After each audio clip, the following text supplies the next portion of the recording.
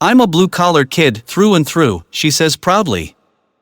"I always say I grew up in the shadow of Scarsdale, and then I grew up in the shadow of Syracuse going to SUNY-Oswego, so I had an attitude out of the gate." She graduated in the early 1990s in what she describes as the dark ages, as in pre-internet. She sought a career in advertising. She loved the creative element and was drawn to the idea of creating campaigns. She signed up with an employment agency, which pointed her toward an entry-level job with NFL properties. "It was similar to how my whole career has gone. My gut just went off, that's where I belong," Schwartz-Morini says. Unfortunately for her, that job had been filled. She was advised to get office experience and learn everything she could in that capacity. So she did.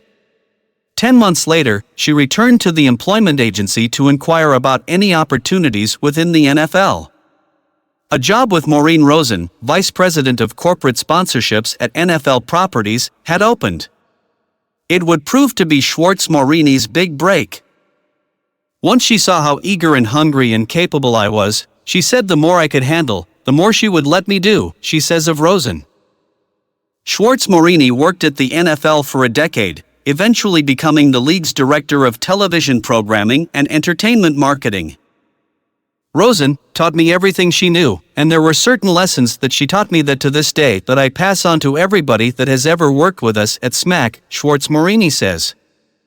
"That is the golden rule, which is, when you mess up, I use a different word, which you're going to do, you have to own it and go right to your boss and say I messed up. Because the more that you try to lie about something or just do it on your own, it'll snowball and then it's just too hard to ever fix it. That's literally the golden rule of working with me." In 2001, Schwartz-Morini left the NFL to become a vice president at talent management agency The Firm, creating its strategic marketing and sponsorship division. For almost a decade, she managed Snoop Dogg as his career soared well beyond his music and helped him launch the Snoop Youth Football League. She was also the driving force behind Michael Strahan's transition from Super Bowl champion defensive lineman to Emmy-winning host, TV producer, entrepreneur, and best-selling author. In 2011, she and Strahan co-founded SMAC. Though Schwartz-Morini had met Sanders while working at the NFL, the relationship grew through Snoop Dogg's annual Snooper Bowl game, where his teams often competed against those in Deion's Truth youth football program. "After one of those games, he called me and said, 'I'm looking for a new team. Could you tell me who handles Snoop's marketing or Snoop's PR?' I said, 'I do,' she says. And he just kept asking all these questions, and I said, 'Well, do you want to work with me?' He said, 'That would be great. Let's meet on that.' And that's how our relationship really started.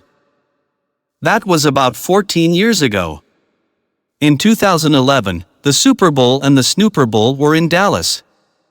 The league's NFL Honors broadcast wanted to introduce the new Hall of Fame class, but Sanders, one of the candidates expected to be announced, was preoccupied. His team and Snoop's team were playing amidst an unusual ice storm. As everyone shoveled snow off the field, the show producer pleaded with Schwartz-Morini to get Sanders over there. But she pushed back.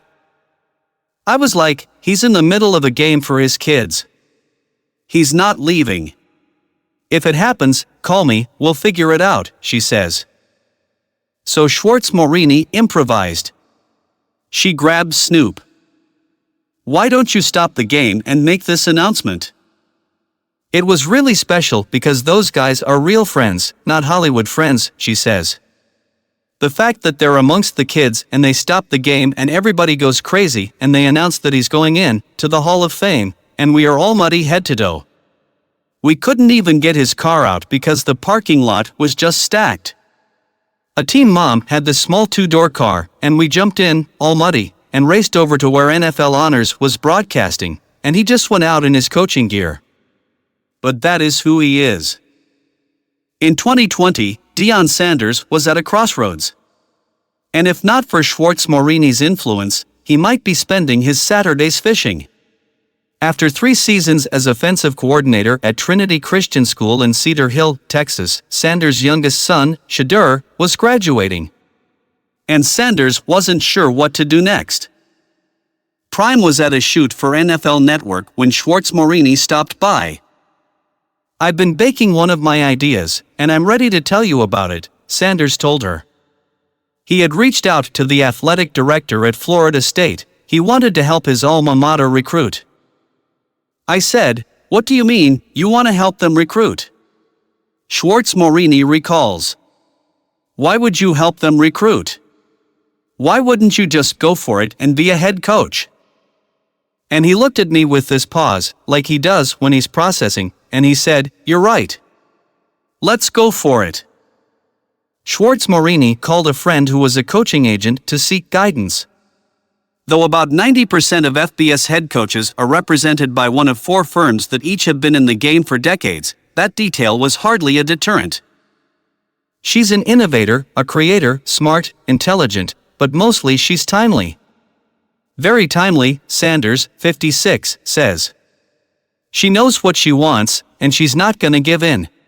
She pretty much established the whole team that was behind the scenes. She got all the intricate details of helping me prepare for my interviews, which was phenomenal with all the intel that you need to prepare, and just connecting all the dots of the who's who behind the curtains that I had no idea about. Hired by HBCU Jackson State in 2020, Sanders went 27-6 at a school that hadn't had a winning season in the previous 6 years. Sanders' team and staff tapped into social media to provide observers with a rare window into a program that became a fascination. Fans couldn't get enough of them. Jackson State set an FCS attendance record for back-to-back seasons, averaging 43,500 fans. I'm not comparing coaching youth football in high school to the collegiate level, but when you're Deion Sanders, and you're a Hall of Famer, the only athlete to have played in a World Series and a Super Bowl, and have this commitment to these children, I knew he could do this if given the opportunity, Schwartz-Morini says. And now, as he said, "Do you believe?" I think people are catching on to our partnership and our vision, and just his belief in faith and his belief in kids.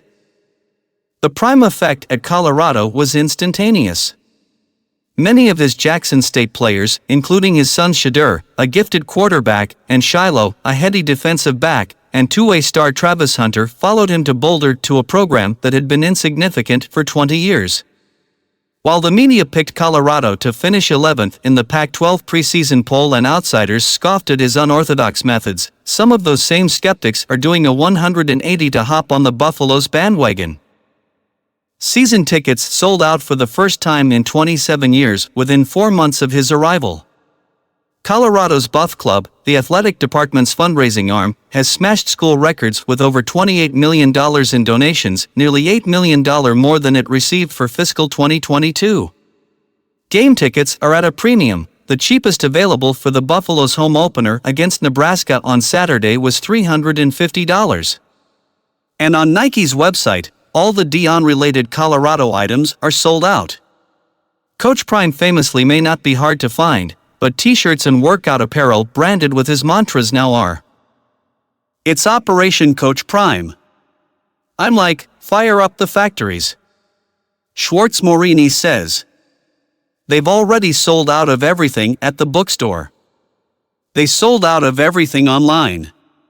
So I'm like, how do we amp this up?